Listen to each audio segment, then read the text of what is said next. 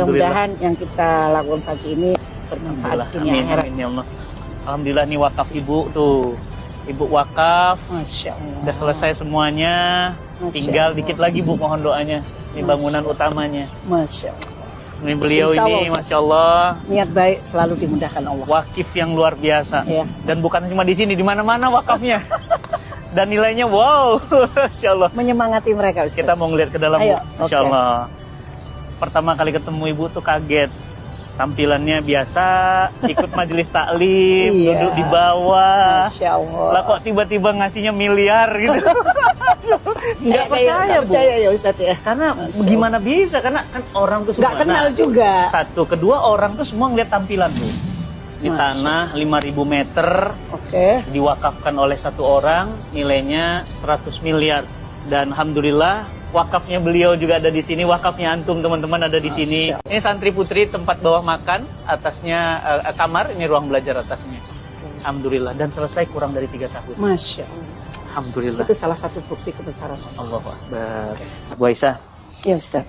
saya gak akan pernah bisa lupa pertama kali ketemu ibu. Masya Karena saya hadir waktu itu dalam tanda kutip manusiawi, Bu, kecewa. Saya biasanya kalau hadir jamaah itu selalu banyak, bludak gitu. Tiba-tiba pas datang cuma 7 orang. Itulah manusia, saya manusia biasa. Ketika datanglah 7 orang, saya mau galang dana wakaf untuk pesantren saya gimana. Tapi ternyata 7 orang, ada 1 orang namanya Bu Aisyah dengan penampilan yang sangat sederhana berwakaf miliaran. Masya Dan sekarang pesantrennya sudah jadi. Masya Allah.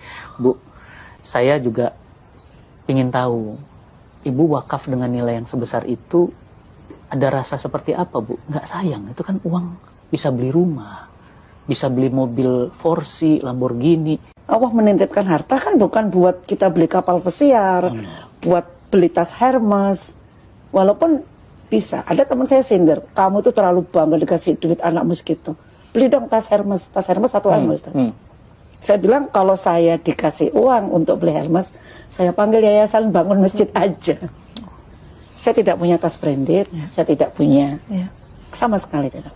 Saya pingin brandednya Allah aja. Allahumma sholli wa sallim. Doain saya Ustaz.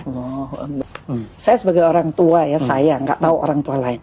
Itu harus anak itu tergantung ibu, bukan tergantung ayah. Kalau pilih istri itu ibu yang pintar, ibu yang benar. Karena dia nanti yang akan mendidik. Nggak sembarangan. Saya persiapkan anak saya sesuai keinginan saya. Saya nggak pengen kok punya anak jadi profesor. Oke. Jadi anak itu harus dipersiapkan oleh orang tuanya. Masalahnya saya juga pernah dengar dari ibu. Ibu punya restoran di Surabaya, di jalan yang sangat-sangat prestisius. Ibu wakafkan dan nilainya juga puluhan miliar. Masya Allah. Bu, ibu tuh, saya mikir uangnya kok kayak tisu ya. Dicabut keluar, dicabut. Apa gimana, nggak habis-habis apa gimana? Kan sesuai janji Allah. Allah. Berbagi 1 diganti 10. Ada yang lebih dalam lagi, Al-Baqarah diganti 1 700 kali lipat. 700 kali. Kenapa harus takut? Kenapa harus pelit di jalan Allah?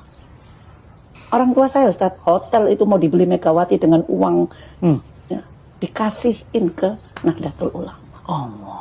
Itu contoh dari orang tua. Boleh kasih bocoran seperti apa orang tua dulu?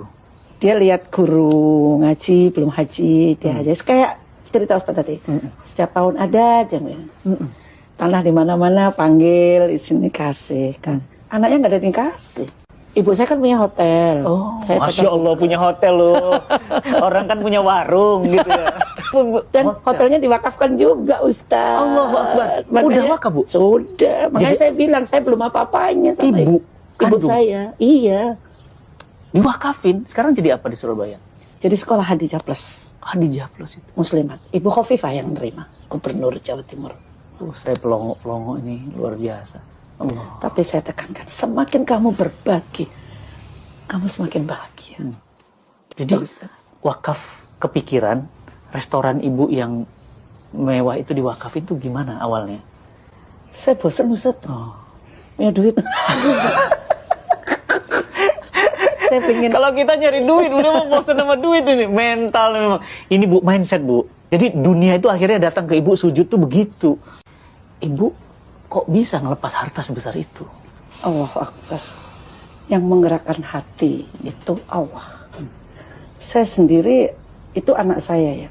Waktu dengerin kajian Ustadz kasih presentasi, tunjukin ke kita bahwa dapat tanah wakaf, cerita begini-begini, saya ditepuk.